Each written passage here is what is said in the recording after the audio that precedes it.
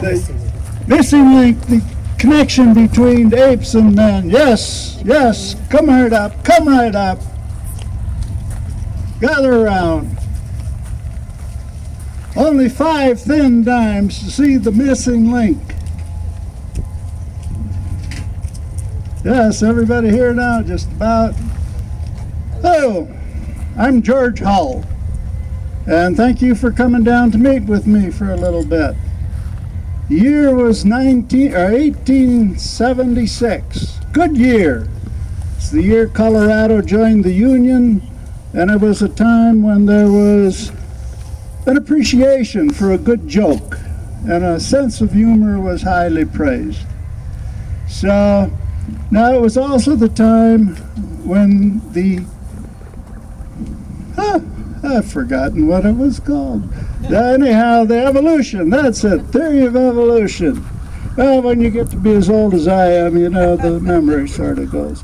Theory of Evolution was new, and pros and cons were being debated, and there was a lot of talk about a missing link. And so, heck, I thought, why not make a missing link and make a little easy money out of it?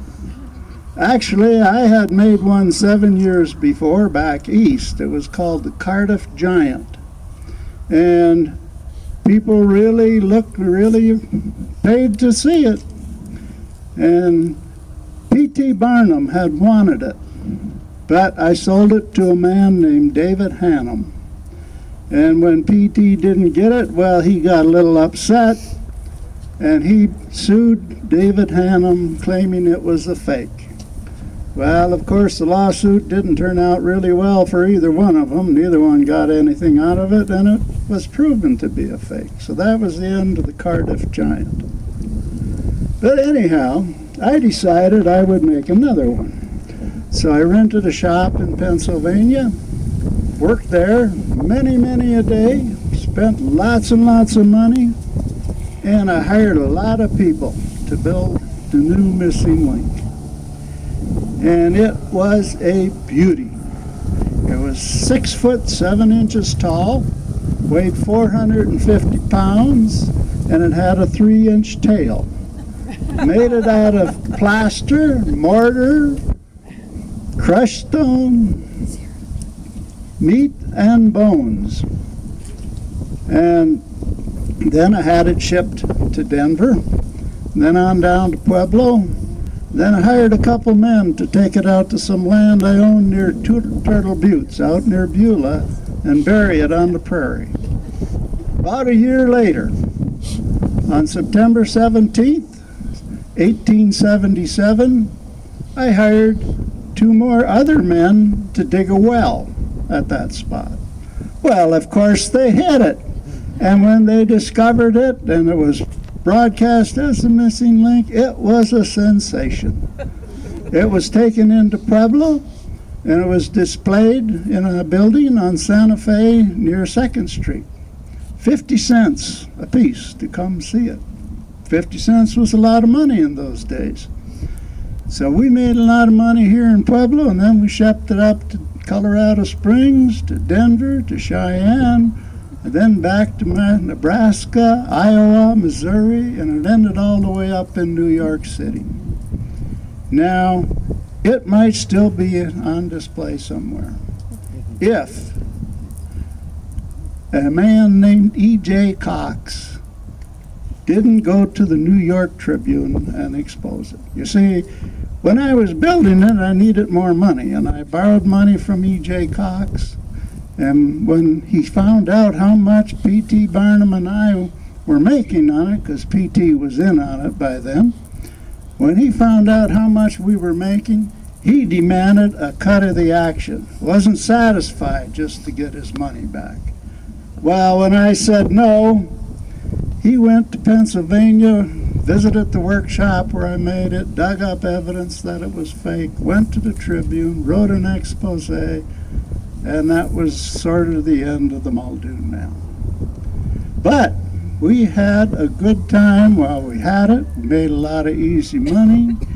And you know, it was around that time that the phrase was born, there's a sucker born every minute. Now, most people attribute that to P.T. Barnum, but I guess it was actually David Hannum who said that. So anyhow, most of you people probably realize I died a long time ago, over 100 years ago now. So I only get around here when we do this thing like a ghost walk, or sometimes when I'm just really kind of hankering to see Colorado again. Well, a number of years ago, about 30 or 35 now, I think, I was floating around out there by Beulah and Pueblo. You know, ghosts float, they don't really walk. So anyhow, I was floating around out there, and I discovered that some historically minded people in Beulah had made a replica of the Muldoon Man. Well, I was really happy and flattered that my creation was remembered for 100 and some years. It was really great, I tell you, to see that. So anyhow, they displayed it in Pueblo at the El Pueblo Museum, which at that time was in that old airplane hangar over on Prairie Avenue, where there used to be an airport. If you can believe that, you see all those buildings and so forth. But that's where El Pueblo is. They displayed it there, but they didn't charge anything. I don't know about those. And then after they displayed it, they took it back to Beulah, and Kay Keating, one of the residents of Beulah, had this old horse-drawn hearse.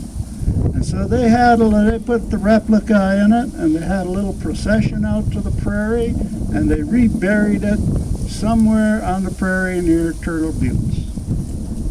So it's lying out there now.